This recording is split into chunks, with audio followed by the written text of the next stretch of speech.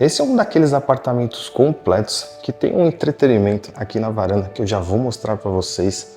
Olha que sala bem elegante, piso todo em porcelanato. Toda a questão do projeto de iluminação. Parte aqui da sala com espelho, inclusive um bar aqui montado bem legal. Cozinha toda planejada.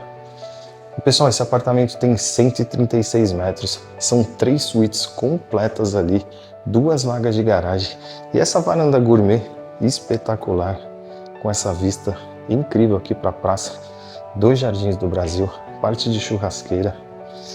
E o que eu tinha comentado, convidou seus amigos,